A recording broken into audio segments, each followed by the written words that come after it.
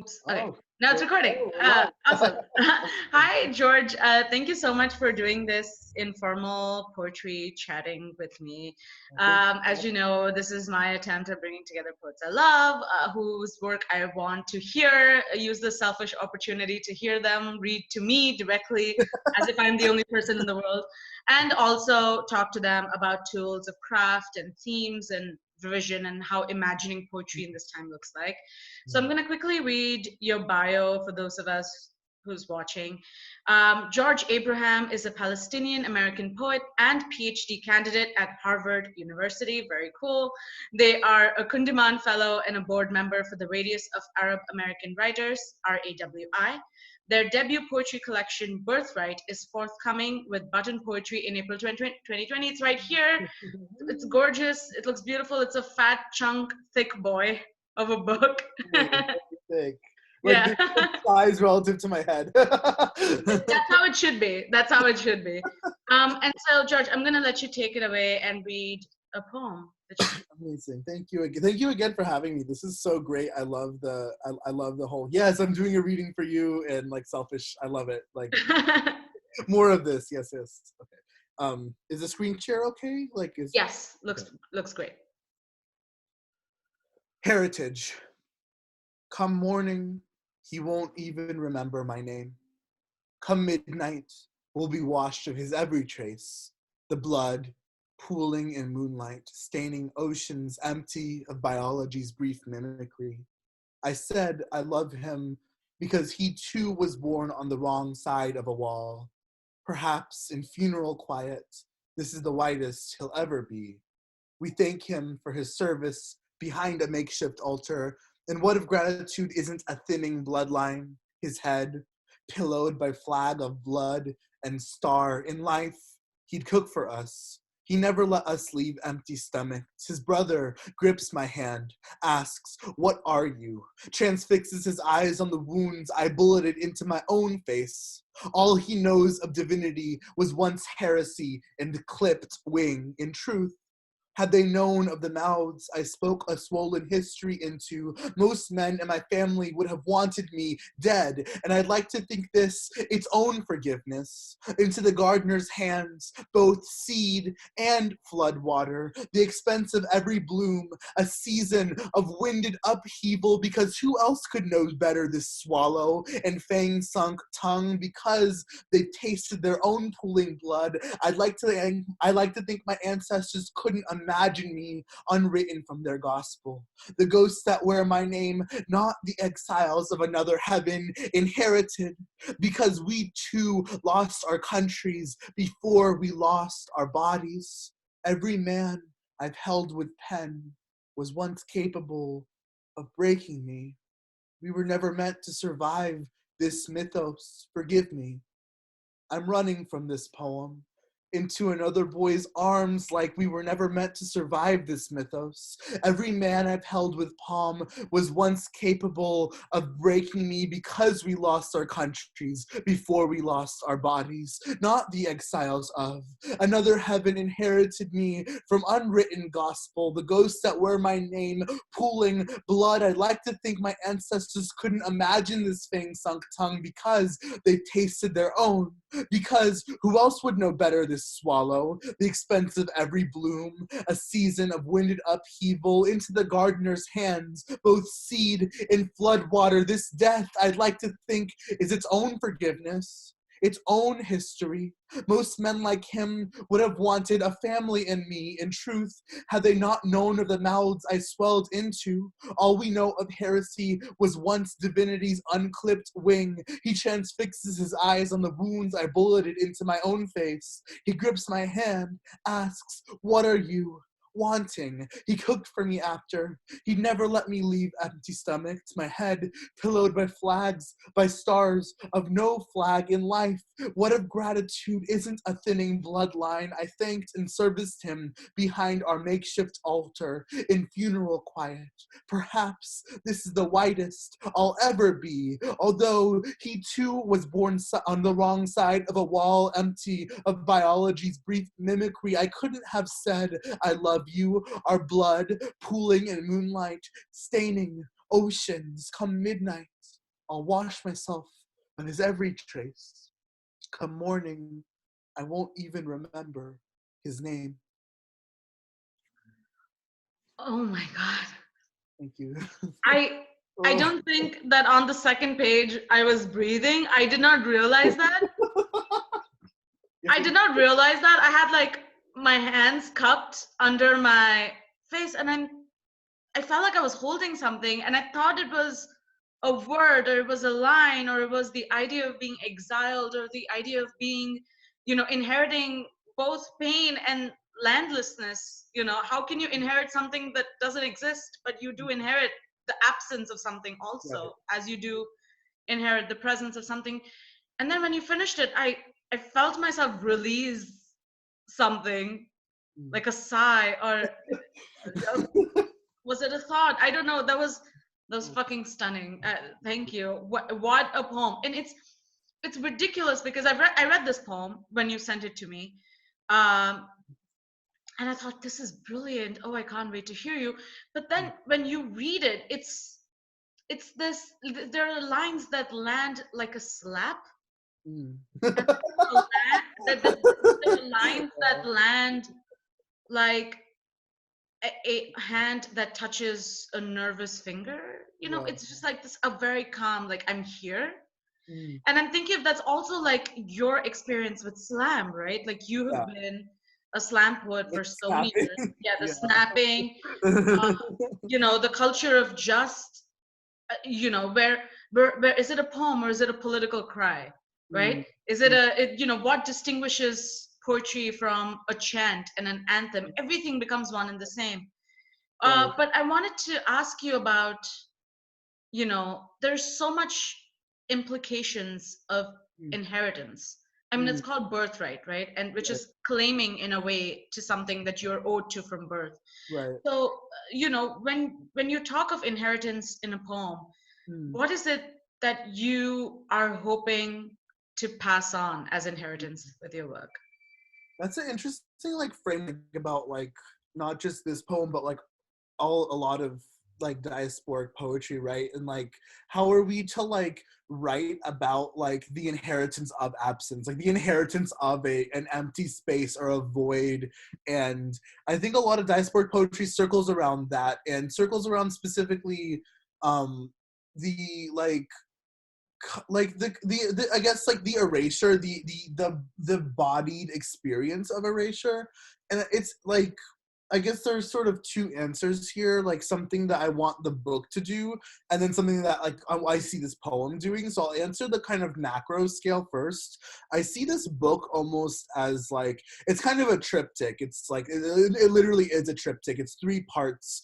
The first section is like kind of like the diaspora TM poetry, of like, yep, I'm in the South. It takes place in the American South. It takes place in various aspects of like my childhood and upbringing, etc. The second part is my return to Palestine, my first and only a trip I was able to take back, and centering around like just that event. And then the third part is kind of like the after. The third, it's almost like the book begins in the third part in some way, and like kind of deconstructing a little bit what the ways that we write on like inheritance and erasure, and kind of confronting some almost like just nasty like contradictions within these frameworks of diasporic poetry, and especially the contradiction that like, yeah, there were several selves that are present in this book when I was writing it. There were, and I think that like in my way of negotiating with the different like poems, the different versions of self that was writing this book, is to like present them in simultaneity and to interrogate each other and to like kind of think, okay, it's okay for me to have been like, yeah, this is my experience and this is what I once thought. And instead of being like, this is my most updated thinking, being like, let's show the journey from point A to point B, and like, let's show the mess of it a little bit. I like there was a weird Twitter thread recently about mess and poetry, and I love the word mess like I use it very like positively. I see mess as something like an unpacking, a non-linearity, like a non-triviality. It's like it's kind of what makes poetry interesting for me. And that's kind of how I like have always seen it. And so I think that the book began really when I started unpacking that mess, and leaning into kind of uncertainty and like kind of contradictory spaces within my own narrative and within my own self. So that's kind of the larger scale. The smaller scale with this poem, like the inheritance is like the language itself, right? It's a palindrome, so it goes forward and then the same exact, well, almost same exact lines in reverse, slight kind of grammatical tweaks here and there. And the way that that is working is like cool, like it is a very it's very yikes of a poem in a way, because like it's about like a funeral for the first half, then it's about like hooking up with someone for the second half. And like I think that's kind of the point, right? The embodied experience or disembodied experience of the first is giving language to inform the disembodied experience of the second. And I think, and it took me 2 years to like, after the first draft of this poem was done, it took me 2 years to edit this poem. Wow. Because it was just like giving me a lot of trouble. I knew that it was there. I was onto something, and when I wrote this poem, I'm like, okay, I know that I'm saying, like, specifically like the lines, "I'd like to think my ancestors couldn't imagine me unwritten from their gospel." Like that was like something I wanted to say for a while that I hadn't been able to get out. But something about the space around those words was like troubling me about the poem. And it was interesting because I showed this poem to like very few people, a few close friends, and most of them were just like, oh my God, this is like the best thing you've ever written. And I'm just like, I was unsettled by it for some reason. So I just kind of put it away, put it on a back burner for a bit and let it like linger with me. And then it actually grew into the palindrome form over time. And like, I realized one of my friends, Bradley Trumpfeller, asked me, they highlighted the entire last stanza, well, the then last stanza of the poem, which was actually this last stanza of the poem, like the "Come midnight, I'll wash myself as every trace. Come morning, I won't even remember his name." That remained the ending now. And then Bradley highlighted that whole section and asked in a comment, "Where is the blood?" Mm. And I was thinking about that question for 2 years before I figured it out. And it's like, I think the blood is in the language and in the transfer of language itself. And that's how it grew into the palindrome form, actually. Um, yeah. So that's the kind of abridged, not so abridged story of that poem. I'd love that your explanation of particular how this poem comes forth is a involves a cognizance of the theme, Mm, but also involves recognition of what form can do to a subject which is as loaded and layered and nuanced and multi-directed as a poem like this is, right? And we mm, always think about, especially as diaspora writers, we always think about writing poetry in a colonized language and mm, what that means. Who are we writing for, who are we writing to? There right, are all of these questions that that casts a layer of cloud over our work, as it does not to say native, like American and British writers, right? People right, who who to whom English is bequeathed as their own. right. And I think about, so in a way we're also responsible, we're also using, so because we're using this language that is not our birthright, Mm, I wonder whether I guess creating a mess of form or mm, reimagining form is mm, our way of, like, what do you think, like using a palindrome but then also tweaking it and yeah. also making it your own is your way of, do you think that's your way of claiming?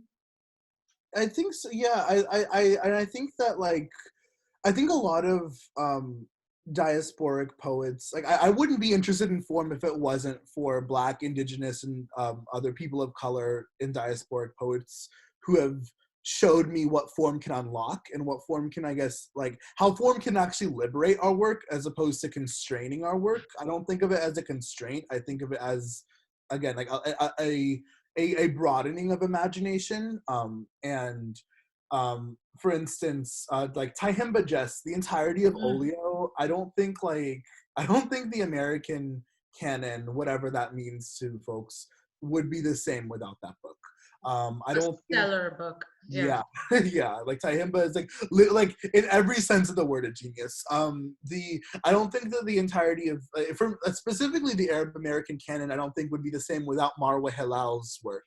Mm, Um, and specifically, one of the forms she invented, like the Arabic, and kind yeah. of troubling the directionality of reading. The Like right to I left guess, form. Yeah. yeah, and it reads for those who don't know, reads from right to left like Arabic. And there are other tenets of the form as well. Like it has to visually include an Arabic like numeral, and there's an Arabic footnote. So like the Arabic language gets to have the last say regardless. Mm. And examining the politics of a footnote too, which is something that Marwa like has spoken on extensively. And so I think that like um, without these folks, and also another diasporic poet I want to shout out, Noor ibn Najim, is an Mm. amazing Afro-Lebanese trans poet who's a very good friend of mine, who has a poetry form that he invented called the colonial fit, where it's like for people who have knowledge of two languages, it's a poem in one language, like the relatively like I guess a colonized language in this framework, or sorry, poet in the colonizer's language. Again, as you said, often diasporic poets speak in English or other colonizers' languages that we inherit, but in the grammar and syntax of the colonized language, like the language that Wow. was lost, the language is like less fluent. And so they have these amazing poems that are in, English, but in the syntax and grammar and all the rules of Arabic, that are really breathtaking. Check them out. Noor ibn Najm on the Rumpus. That's the Mm. most recent one that they published. But I can also send you links behind the scenes for Please this. do. Yeah. Yeah. And so yeah, I think that without these, I don't know. Like for me, form is literally a way of community. I think of form as community building. Like whenever I write in Arabic, that is me saying hi. Thank you, Marwa. Like, thank you for giving me this. Like, or whenever I Mm. think of like colonial fits, I'm like, yeah, this is something that like despite English that we have given to each other. And like when I saw recently Lyd Havens, a good friend of mine, wrote a poem in my other form, the Markov sonnet, which is one of the invented forms in Birthright.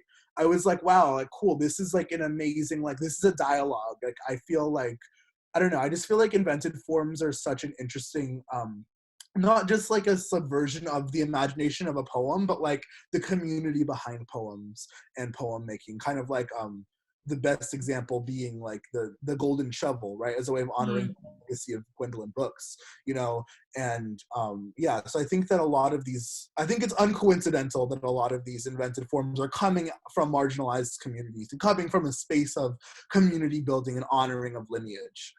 So yeah, that's kind of my short abridged take on form, like take on form. No, I love that because, like, this is so important, especially when we're teaching classes of POC poets or first generation American poets who, and then you sit down with canon, what is considered canon academically, and then you sit down and we are reading all of these quote unquote white poets, important poets, but Yeah, white, talking about like a sprightly, spring day, and talking about an October morning, and you suddenly all of those things become so inaccessible to a kid in the Bronx, a kid in Queens who's just not interested, or in a sonnet, they think that anything have to do with Shakespeare has got to be boring. right, There can possibly not be anything interesting about it. And then you tell them, no, but here's Terence Hayes. right, Here's Diane Seuss. I mean, look at what they've done to the sonnet, and look at how they've reimagined. Look at how they're speaking about funk, and look at how they're speaking about race and hip hop. And there's so right, much you can say, within this form, and there's so much you can, take the form and make it your own. right. Which is why I love I love Marva's work. I love work that seeks to create a form and add it to the canon, almost like adding a word to the dictionary, It right? is. It is. Like this is my contribution. I'm not going to Right, take what you've given me. I'm going to create my own way, right, which right. is so spectacular, and it teaches us to see language in a way we don't necessarily, we're necessarily taught in school. So I wanted us to end this conversation with you giving, would you be open to explaining, I know you've given a few examples, but a form that you personally either created or worked with that you think is very exciting that people who are watching this video can walk away with? And Yeah.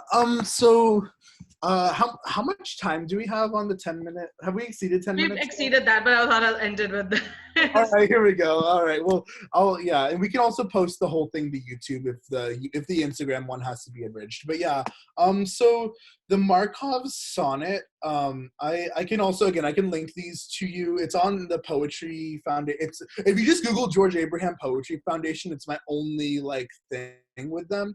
And that poem, it's called Ekphrasis with Toothing Chainsaw and Unnamed Halhul Vineyard. And so essentially my thought process behind this poem actually happened at Kundiman. Shout out to Kundiman. And again, community inspiring language and inspiring formal. And also Marwa's the Arabic happened at Calvic Hanum as well. So I just wanted to say that too. Again, I think it's uncoincidental that these forms are being created in these spaces. But anyways, so I was at Kundiman and I was thinking about this incident that happened where Israeli settlers vandalized a vineyard in the West Bank and near Halhul, where essentially in the middle of the night they took chainsaws, they just wrecked the whole place. They graffitied the phrase "We will reach everywhere," and in Hebrew, and just left it destroyed. And I was like thinking about the intersection of like yeah, no lives were lost, thankfully, thank God. But these kind of just ecological crimes, and how so much of the occupation of Palestinian land thrives off of not just crimes to humanity, but crimes to the physical land itself, and how that taints one's relationship, the human relationship with that land and to that land. And so I was thinking about that, and then it got me like thinking even more like, well, okay, what is my relationship to that land? I'm in diaspora, right? I'm in with distance, and like thinking about like, okay, I'm seeing these crime reportings, etc., and I'm like, how it's weird for me to even think about wanting to write about something like that, being like, this is, and I think that there's, and again, speaking for myself, just as one Palestinian in diaspora with my positionality, etc. I'm like, what is the nature of even trying to claim and write that land, the land that was told that's not mine? It's kind of a catch-22, because there's a layer of inaccess, like how do I write that land with integrity and justice at the forefront given my positionality within American empire? But B, it's like if I don't, then it's almost like, and this is every Palestinian and every diasporic person's like responsibility to negotiate. It's almost like it feels like an abandonment. It feels like something's being taken from us by thinking, no, we're not allowed to access and write to and of that land. That's messed up. That's like what the colonial system wants us to think as well. And so I guess negotiating that catch-22 led me to think about like how so much of writing history is a function of memory and who has access to memory. And that was the inception of this form. So back up to technicals. A Markov process is a mathematical probability like based process where if you're going to model just a series of actions, let's essentially how you model it is it's an assumption that in your sequence of actions, a given action only depends on the exactly previous action, and therefore a given action only influences the next action and not like the action taken at the time step after that or after that, etc. And so it's a causal link, like A implies B implies C implies D, etc. to infinity or whatever, but A and C are independent of each other, even though A implies B and B implies C. And so in that way, it's almost like it's a finite memory system. When you're given an action at a time point, you only have access to the previous time point and the next time point. That's it. You have no memory of anything else and how you could have gotten here. And therefore, I was like, what if I were to write a sonnet from that standpoint? So sonnet being like, 14 lines in a volta. That's pretty, like, that's really pretty, 14-ish maybe lines, maybe a meter, maybe rhyming, who cares? Like the volta is really that. That's really it. And so I wrote this sonnet from the perspective of a finite memory system. So let's view every line of this sonnet as an isolated triplet. Line 1, 2, and 3 are like cause, action, effect. Then blank. That's all you get. Then the next iteration, there'll be lines 2, 3, and 4, like as Mm. cause, action, effect, blank. Then 3, 4, 5, blank. 4, 5, 6, blank, all the way to the end. So if we were to view this sonnet as isolated triplets of how can we therefore expose the like kind of lack of accountability in colonial systems by the kind of restriction of memory of the poem. And in this poem, you'll see, like, for instance, because of the finite memory nature of it, the speaker changes throughout the poem. There's a different I and a you than in one stanza than there is in a few stanzas ago, because the system doesn't have the capacity to remember that. This is the assumption of that form. And so for me, I thought this was kind of the perfect thing to write about in terms of like claiming, yeah, no, I'm trying to write not just about land and my relationship to land, but my inaccess, my inability to access and remember and have memory. And I think that this, and so I kind of tried to embody that via this form. I I only know of there are two other Markov sonnets I know of existence. Torrin Greathouse has one, and she's like, it's not published yet. Lyd Haven's just published one with the shallow ends, and it's really, their take on it was so fascinating. Their take on it was like talking about like a grandparent and Alzheimer's and dementia, and like the losing of memory in that way, and how like the poem physically embodies that like loss of memory in a kind of like a physiological sense, as opposed to, for me, like a abstract, like kind of colonial history making sense. But yeah, so I think that there's a lot of cool possibilities with this form that I'm excited to see others kind of take on. But No, that's sorry, that brilliant. was probably really long-winded. But yeah. No, that's brilliant because like that's triggered an idea for me to do my own. I'd be, let's see how many years it's gonna take because how layered this form is. But what a brilliant gift of like reimagining the sonnet as something, because it's a finite form, to also think of it as holding finite stories and finite memories, right?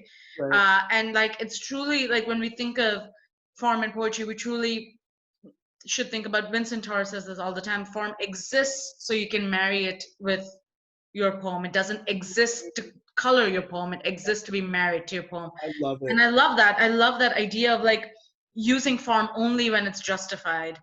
Um, and not just because, to take everything with intention. But George, thank you so much. Well, thank you. You're brilliant. I can't wait to read your book. I read the Markov sonnet. I didn't understand it. I didn't understand. I was like this. I didn't understand. I'm so glad like you explained it, and now I can. I'm gonna do my own. I'm gonna teach it. I can't wait to do that. Oh, send And, me it when you do it. I'm excited oh, to read it. I Yes. will. I will. It will take a year at the very least, but I will do it. Give it that time. Yeah, no, Yeah. your poetry deserves that time. Yeah. Yeah, it's probably going to take a while, but thank you so much for doing this. Well, thank you. I really appreciate you taking this time out and being a part of this. And I'm glad we got this moment to like look at your work. No, thank you. And Yeah. thank you. I'm gonna stop recording now.